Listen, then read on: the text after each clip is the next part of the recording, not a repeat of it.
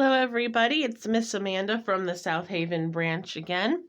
Today I've got a fun, quick 5-minute craft for you. We're going to make little chapstick holders out of scrap fabric.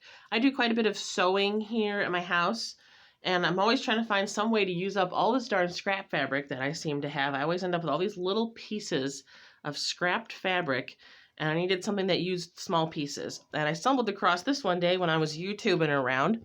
And I was like, oh, that looks so easy. I'm going to try that. And then I ended up making a whole bunch of these little chapstick holders. They're kind of fun to make. And like I said, it takes like 5 minutes to make them. That's so super easy. You can do it with a sewing machine if you have a sewing machine at home. Or if you don't, you can just hand sew them. It works really easy to hand sew them as well. So what you're going to need to start off with are 3 pieces of fabric. I happen to have 2 of this particular pattern. You don't have to use the same pattern. You could very easily do one picture on the front and one pattern on the back. In fact, on some of these, I do have different patterns going on different sides. It just depends on what fabric I have. The original measurements that I got online were in centimeters, so it's 18 by 6, these pieces here. And then the small piece here is just the 6 by 6 centimeters. If you do it in inches, it's 2 1/4 inches wide by, these ones are 7 inches long. And this is designed to fit just like a standard chapstick, just chapstick brand chapstick. Lip smackers would probably fit in here. Maybe some smaller lipsticks might fit in here as well. If you want, you can use interfacing. Some of mine have interfacing, some of them don't. Interfacing is just, iron-on interfacing is just there to sort of stiffen it up. It makes it a little bit sturdier, and it makes it a little less likely that your chapstick will slide out. But you don't have to have interfacing. But if you do, there's 2 pieces of interfacing that are the same size as your 2 pieces of fabric. And of course, you're going to need a little finding of some sort. This is a keychain ring with a little clip on the end. I got this at Walmart. You can get like a bag of like 50 of them from Walmart for just a couple dollars. And I happen to have some extras sitting around here at my house because I have weird craft supplies like all the time, just kind of randomly sitting everywhere. So the first thing is obviously going to be to cut out your fabric and your interfacing if you choose to use interfacing. So you're going to end up with your 2 big pieces and your 1 small piece. If you're going to use the interfacing, this is where you would flip your fabric over and iron the interfacing onto the back. If you've never used interfacing before, it's just like a slightly stiffer fabric with glue on one side. And when you use an iron on top of it, it melts the glue and adheres it to the fabric. And then it makes your fabric a little stiffer and a little thicker so that it doesn't bend or doesn't flop or anything like that.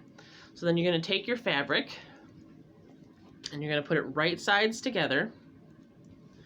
And then you're going to take it to your sewing machine or by hand, and you're going to sew with a 1/4 inch seam allowance up one side, across the bottom, and back up the other side. Leave one end open. Don't sew the one end closed.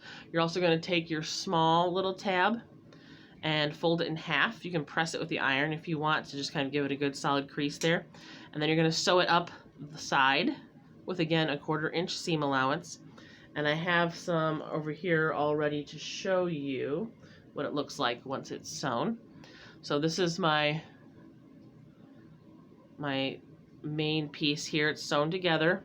You can see my stitching line, hopefully, across the bottom and the top, and it makes like a little, basically like a little pocket. You can kind of see my little pocket there. And I did the same with this little piece here. It's been sewn right along the edge, right there. Now, before we flip it right side out, we're just going to want to clip the corners here. And that cuts down on some of the bulk in the corners. Helps it to look a little nicer and lay a little flatter once we turn it right side out.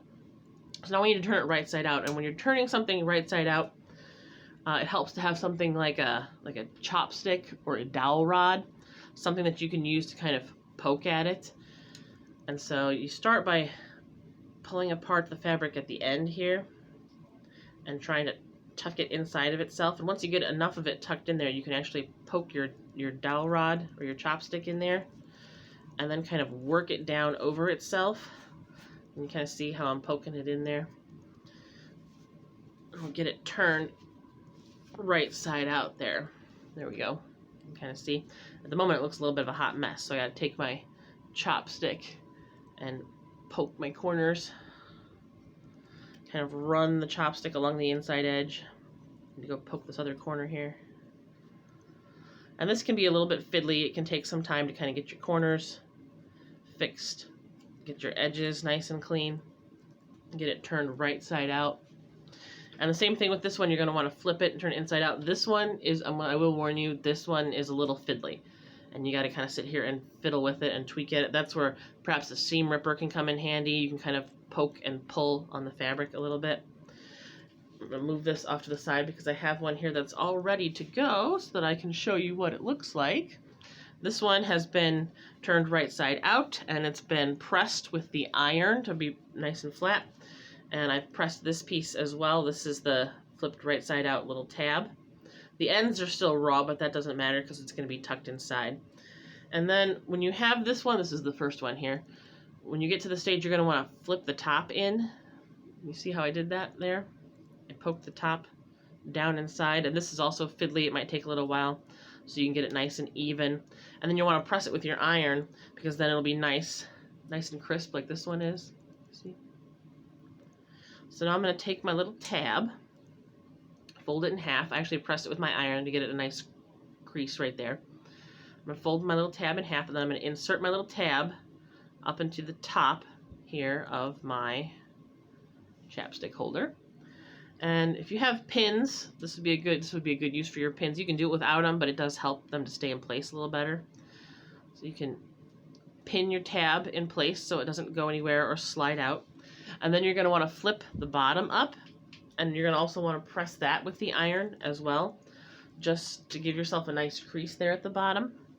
And you can see that when I flipped it up, I actually gave it some space at the top. It's about, I eyeballed it, but it turned out I eyeballed it at almost exactly an inch from the top.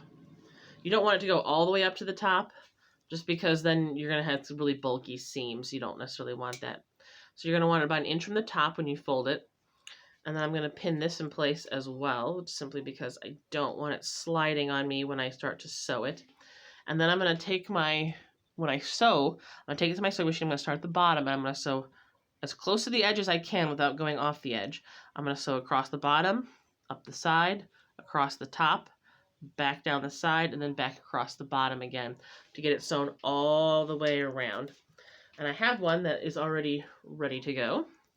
I took this one and I sewed it. You can see, hopefully, get it right under the camera there so you can see it. See where my seams are, how close they are, right up to the edge there. So now it's ready for my little chapstick to go in there. Slides right inside, fits perfectly. And then this is just the chance to take your little keychain and stick him inside your tab there. If you're like me, you have a hard time working keychains for whatever reason. There we go. Just give it a little bit of a poke there. There we go. Got my keychain and we're ready to roll. I got my little keychain clip. I can clip it onto my purse. I can clip it onto my backpack. You got kids that are always losing your chapstick, or if you're like me and you're always losing your chapstick, I've got maybe 5 or 6 chapsticks floating around at any time. Perhaps this will help me keep them a little more organized. I don't know. But it's a great way to use up some scrap fabric, so I hope you have a chance to make yourself a cute little chapstick holder, and I'll see you guys on the flip side. Bye.